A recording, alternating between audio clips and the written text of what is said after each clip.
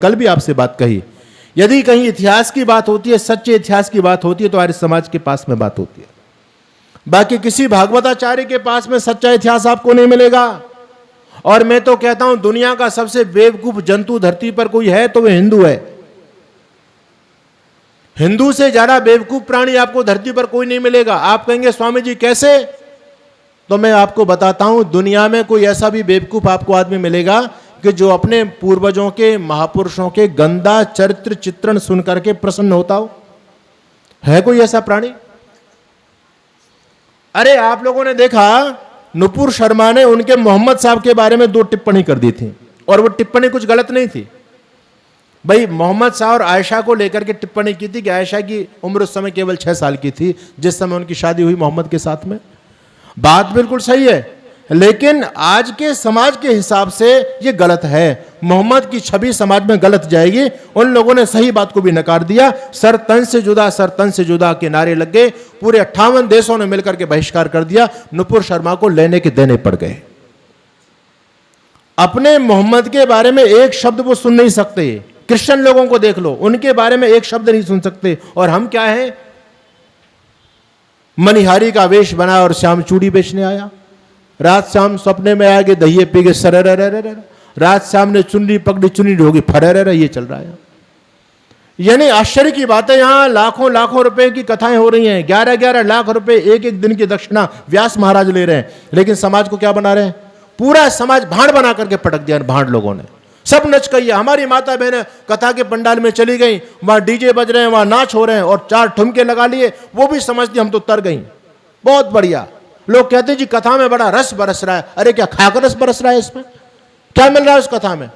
केवल अपने महापुरुषों का चरित्र हनन किया जा रहा है आज, और हम स्वयं करा रहे हैं। पैसा दे दे करके भगवान कृष्ण के बारे में गंदी गंदी कहानियां हम लोग स्वयं सुन रहे हैं। शर्म आनी चाहिए। आप धर्म को कैसे बचा पाओगे बताओ मुझे? ये विडंबना है। मैं किसी का खंडन नहीं कर रहा हूं, लेकिन आप सोचिए हम कहां पर आकर के बोल रहे हैं। यदि ये चीजें आपने अपने सनातन धर्म से नहीं हटाई तो फिर आप किसी विदेशी विधर्मियों के प्रश्नों का जवाब नहीं दे पाओगे। अरे भाई, उस मौलाना को आर्य समाज से क्या दिक्कत है? यही तो दिक्कत है कि जब वो भगवान कृष्ण पर आक्षेप करता है, पुराणों को लेकर के कोई भी भागवताचार्य खड़ा नहीं हो सकता, कोई भी शंकराचार्य खड़ा नहीं हो सकता। सबसे पहले कोई खड़ा होता है तो आर्य समाज खड़ा होता है। और आज से नहीं, हमारे इतिहास को पढ़ करके देखो। निजाम हैदराबाद ने जब मंदिर के घंटे घड़ियालों पर प्रतिबंध लगाया था तो वहां सारे के सारे ये बड़े बड़े कथाकार, तिलक छापे लगाने वाले, कोई नहीं पहुंचा। सबसे पहले पहुंचे तो आर्य समाजी पहुंचे। नारायण स्वामी जी महाराज के सानिध्य में आर्य समाज का जत्था वहां पर पहुंचा। निजाम हैदराबाद ने नारायण स्वामी जी को बुलाया और कहा, स्वामी जी तुम क्यों यहां पर मरने के लिए आ गए? अरे तुम्हारा इनसे क्या मतलब? तुम न तो मूर्ति पूजा करते हो, न तुम इन चीजों के पक्ष में हो। मैंने मूर्ति पूजा पर प्रतिबंध लगाया, मंदिरों पर ताले लगा दिए, तुमको तो खुश होना चाहिए। तुम क्यों मरने के लिए, ताले खुलवाने के लिए यहां पर आ गए? नारायण स्वामी कहते हैं, अरे नवाब उस्मान अली, तू आर्य समाज को समझता क्या है? तूने हमको और हिंदुओं को अलग अलग समझा हुआ है क्या? अरे बेवकूफ, हम दोनों हिंदू और आर्य समाजी तो कैंची के दोनों धड़ों के समान है। जब कैंची खाली होती है दोनों बजाते हैं तो आपस में बजते रहते हैं, टकराते रहते हैं। लेकिन जब दोनों के बीच में तीसरा फंस जाता है तो दोनों मिलकर के उसको काट देते हैं।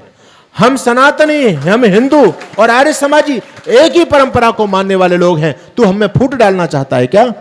उस समय कोई भी नहीं पहुंचा था। उस समय आर्य समाज ने जाकर के आपके मंदिरों पर लगे ताले, घंटे घड़ियालों पर लगे प्रतिबंध को खुलवाया था। इस बात को लोग भूल जाते हैं। आर्य समाज के बारे में अनर्गल प्रलाप लोग करते रहते हैं। मैं आपसे निवेदन करना चाहता हूं, आज भी, ये मैं नहीं कहता हूं, अभी हमारा फरीदाबाद के अंदर प्रोग्राम था। सुरेश चौहान के, बहुत बड़े देश के पत्रकार हैं, वो इस बात को कह रहे थे कि हम सनातनियों के पास में यदि अपने धर्म की प्रतिष्ठापना करने के लिए यदि सबसे बड़ी तोप है तो सत्यार्थ प्रकाश है। योगी आदित्यनाथ इस बात को कहते हैं। पंडित मदन मोहन मालवीय, जब उनका अंतिम समय था, हिंदुत्व के बहुत बड़े पुरोधा थे पंडित मदन मोहन मालवीय। पंडित जी का जब अंतिम समय था तो लोग बड़े उदास, हताश, निराश उनके सामने खड़े हुए। लोगों ने कहा, पंडित जी महाराज आप दुनिया से जा रहे हो। आपने पूरे जीवन में हिंदुत्व की लड़ाई लड़ी, काशी हिंदू विश्वविद्यालय की स्थापना की और अखिल भारतीय हिंदू महासभा के वो संस्थापक रहे। स्वामी श्रद्धानंद जी महाराज और पंडित मदन मोहन मालवीय ने मिलकर के आगरा के अंदर अखिल भारतीय हिंदू शुद्धि सभा की स्थापना की। लोगों ने कहा कि आपके जाने के बाद में हमारा रक्षक कौन होगा, हमारी रक्षा कैसे होगी, सनातन धर्म कैसे बचेगा। पंडित मदन मोहन मालवीय अपने तकिए के नीचे से पुस्तक निकालते हैं सत्यार्थ प्रकाश, और पंडित मदन मोहन मालवीय उस पुस्तक को दिखाते हुए कहते हैं, चिंता मत करो, जब तक धरती पर सत्यार्थ प्रकाश है तब तक दुनिया में तुम्हारा कोई बाल बांका नहीं कर सकता। कोई भी विदेशी विधर्मी तुम्हारे धर्म संस्कृति पर, महापुरुषों पर आक्षेप नहीं कर सकता। इस सत्यार्थ प्रकाश को संभाल के रखना, यह सौगात मैं तुमको देकर के जा रहा हूं। यह बात कही थी पंडित मदन मोहन मालवीय ने। और एक व्यक्ति ने मेरे से पूछा, पौराणिक कथाकार ने, यह गलत बात है। मैंने की गलत बात नहीं है, यह बात किसी आर्य समाज के विद्वान ने नहीं लिखी, बल्कि पंडित मदन मोहन मालवीय की जीवनी लिखी है। एक पौराणिक व्यक्ति ने, इलाहाबाद से वो पुस्तक छपी है, उसमें पौराणिक व्यक्ति इस बात को लिखता है। पंडित मदन मोहन मालवीय के अंदर सत्यार्थ प्रकाश को लेकर कितनी वेदना थी, कितनी टीस थी। तो मैं निवेदन आपके बीच में कर रहा था, आपका धर्म संस्कृति बचेगी, एक ही रास्ता है। आज भी यदि विधर्मी यदि किसी से भयक्रांत हैं तो आर्य समाज से वो सिद्धांत हमारे पास में है। देखो, दो प्रकार की लड़ाई चल रही है समाज में। एक लड़ाई होती है शस्त्र की और एक होती है शास्त्र की। शस्त्र की लड़ाई का समय अब जा चुका है। आज वर्तमान समय में शास्त्र की लड़ाई का समय चल रहा है। शास्त्र की लड़ाई का मतलब समझ गए, विचारधाराओं की लड़ाई। आज विचारधाराओं की लड़ाई का समय चल रहा है। आप देखो ये कितना भयानक जहर है, ये कितना भयानक युद्ध है कि 7 समंदर पार से ईसाई आकर के अपनी विचारधारा को आप पर थोपना चाह रहा है। क्या मामूली बात है ये? और केवल थोपना ही नहीं चाह रहा है, उसके लिए अपनी पॉकेट को खाली कर रहा है। पूर्वोत्तर राज्यों में एक एक परिवार को 11-11 लाख रुपए देकर के वो लोग कन्वर्ट कर रहे हैं। आपके हरियाणा की स्थिति देख लो, हमारे महेंद्र जी बैठे हैं, यहां की स्थिति क्या है? पैसा दे दे करके लोगों को कन्वर्ट किया जा रहा है। वो लोग वहां से आ रहे हैं। अरे आप तो अपने घर 2 घंटे के लिए घर नहीं छोड़ सकते। यहां तो हाथ जोड़ जोड़ करके हमारी बहन जी कहती हैं, आपका बहुत बहुत धन्यवाद, आप आर्य समाज में पधारे, आपने बड़ा उपकार किया हमारे ऊपर। ये क्या उपकार की बात है? हम तो 2 घंटे घर से नहीं निकल सकते, वो तो 7 समंदर पार से घर परिवार बालक बच्चे छोड़ करके सब कुछ छोड़ करके आ रहे हैं, और अपने जो धन संपत्ति कमाई है उस धन संपत्ति को यहां आकर के बांट रहे हैं लोगों में। हम तो महाराज दान भी नहीं दे सकते। हमारी स्थिति तो बड़ी डामाडोल है। हम कैसे उनसे लड़ेंगे? मुसलमानों को, क्रिश्चियनों को गाली देना बहुत सरल है, लेकिन वो फैले क्यों और हम घटे क्यों, उन पर भी जरा चिंतन करना। जितना समर्पण उन लोगों में है अपनी संस्कृति के प्रति, अपने धर्म के प्रति, हम लोगों में उनका 10% भी नहीं है। जिस दिन हमारे अंदर भी यह समर्पण तैयार हो जाएगा, ये जज्बात हमारा भी जग जाएगा, उस दिन हमको विधर्मियों से खतरा नहीं रहेगा। हर मुसलमान जकात निकाल रहा है, हर मुसलमान जकात। आपके देवबंद के अंदर एशिया का सबसे बड़ा मदरसा चलता है। मैंने वहां के कुलपति से पूछा कि आप यहां लगभग 6,500 विद्यार्थी रह रहे हैं, किसी से 1 पैसा नहीं लेते, ये इतनी बड़ी संस्था कैसे चलाते हो? कहते हैं, स्वामी जी हमारे यहां जकात निकालने की परंपरा है। जकात का मतलब होता है दान। और कहते हैं हम किसी के पास लेने नहीं जाते, हमको तो लोग यहीं ला करके परिवार के हर सदस्य के हिसाब से दे करके जाते हैं। परिवार में जितने भी लोग कमा रहे हैं, हर व्यक्ति दशांश दे करके जाएगा। एक गरीब से मुसलमान भी जो रिक्शा चलाता है, यदि 200 रुपए कमा करके लाएगा तो शाम को वो 20 रुपए अपना अलग निकाल देगा, ये मेरी जकात है। उसका उपयोग न करके 180 रुपए का उपयोग करेगा।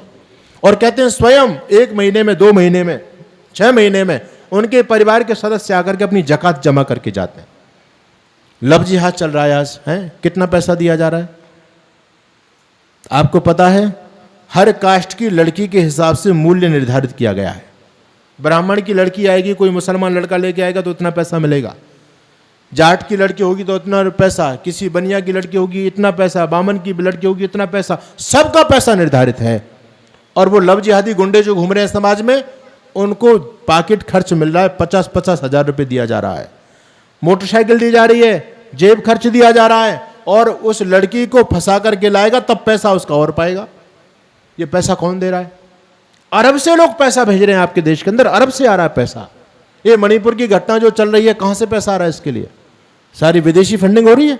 उन लोगों का समर्पण देखो, वो किस प्रकार से आपको समाप्त करने के लिए तन मन धन से लगे हुए हैं, लेकिन ये समर्पण हमारे अंदर नहीं है।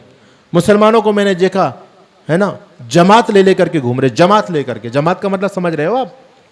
जमात लेकर के 20 लोगों का जत्था, 50 लोगों का जत्था गांव-गांव जाकर के धर्म का प्रचार कर रहा है। क्रिश्चियन लोगों को देखो, उनके फादर है ना, लाखों की संख्या में देश में फादर काम कर रहे हैं, लेकिन हमारे प्रचारक हैं क्या? कहीं पर भी नहीं। हम तो हम तो स्वयं वस्तुतः देखा जाए तो हिंदुत्व की लुटिया को डुबाने का, ये हिंदू को मारने का सबसे बड़ा जो है ना पाप यदि किसी को लगेगा तो धर्माचार्यों को लगेगा। इन्होंने हिंदू के अंदर सत्यानाश कर दिया। कभी भी वो